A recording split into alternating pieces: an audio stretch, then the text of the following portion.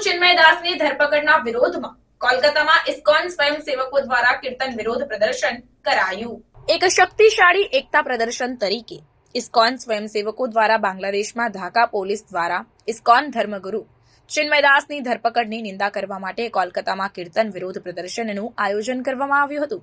આ વિરોધ પ્રદર્શન વિક્ટોરિયા મેમોરિયલ નજીક યોજાયું હતું, જેમાં સેંકડો ભક્તોએ ભજન અને ભક્તિ ગીતો ગાઈને ધર્મગુરુની તાત્કાલિક મુક્તિની માંગ કરી હતી। ચિન્મય દાસ એક માન્યતા પ્રાપ્ત ઇસ્કોન ધર્મગુરુ 25 નવેમ્બર 2024ના રોજ બાંગ્લાદેશના હઝરત શાહ જલાલ આંતરરાષ્ટ્રીય વિમાન મથક પર બાંગ્લાદેશી અધિકારીઓ દ્વારા તેમની ધરપકડ કરવામાં આવી હતી। તેમને દેશદ્રોહના આરોપમાં અટકાવવામાં આવ્યા હતા, જે હિન્દુ સમુદાય અને માનવ અધિકાર કાર્યકરોમાં રોષ પેદા કરી રહ્યો છે। ધરપકડ બાંગ્લાદેશમાં ધાર્મિક અલ્પસંખ્યકો સામેના વ્યાપક પીડનના ભાગરૂપે જોવામાં આવે છે। તમને જણાવી દઉં કે કોલકાતામાં કીર્તન વિરોધ પ્રદર્શનનું નેતૃત્વ ઇસ્કોનના વરિષ્ઠ નેતાઓ, જેમાં ઇસ્કોન કોલકાતાના ઉપપ્રમુખ અને પ્રવક્તા રાધારમન દાસનો સમાવેશ થાય છે, તેમના દ્વારા કરવામાં આવ્યું હતું। સભાને સંબોધતા દાસે બાંગ્લાદેશી સરકારની પ્રતિક્રિયા પર ઊંડી નિરાશા વ્યક્ત કરી અને બાંગ્લાદેશમાં ધાર્મિક અલ્પસંખ્યકોની સુરક્ષા અને અધિકારો સુનિશ્ચિત કરવા માટે આંતરરાષ્ટ્રીય હસ્તક્ષેપની માંગ કરી।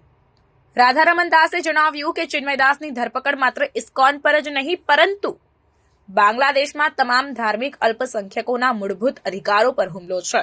અમે ભારતીય સરકાર અને આંતરરાષ્ટ્રીય સંસ્થાઓને તાત્કાલિક કાર્યવાહી કરીને તેમની મુક્તિ સુનિશ્ચિત કરવા અને અમારા સમુદાયની સુરક્ષા માટે અપીલ કરીએ છીએ, તેમ જણાવ્યું હતું। આ વિરોધ પ્રદર્શનને પશ્ચિમ બંગાળના વિવિધ રાજકીય નેતાઓનું સમર્થન મળ્યું છે। બીજેપીના નેતાઓ, જેમાં સુવેન્દુ અધિકારીનો સમાવેશ થાય છે, કોલકાતામાં બાંગ્લાદેશના ડેપ્યુટી હાઈકમિશન બહાર વિરોધ પ્રદર્શન કર્યું હતું અને ચિન્મય દાસ માટે ન્યાયની માંગ કરી હતી અને બાંગ્લાદેશમાં હિન્દુઓના પીડનને હાઇલાઇટ કર્યું હતું। ઇસ્કોને શાંતિપૂર્ણ સહઅસ્તિત્વ અને તમામ ધાર્મિક સમુદાયો માટે સન્માનની અપીલ કરી છે। સંસ્થાએ બાંગ્લાદેશી સરકારને ન્યાય અને માનવ અધિકારોના સિદ્ધાંતોને જાળવવા અને તેના તમામ નાગરિકોની સુરક્ષા અને સ્વતંત્રતા સુનિશ્ચિત કરવા અપીલ કરી છે। ઇસ્કોનના નેતાઓએ બાંગ્લાદેશમાં ધાર્મિક અલ્પસંખ્યકોની સ્થિતિ વિશે જાગૃતિ લાવવા માટે વધુ વિરોધ પ્રદર્શન અને આંતરરાષ્ટ્રીય અભિયાનોની યોજના જાહેર કરી છે।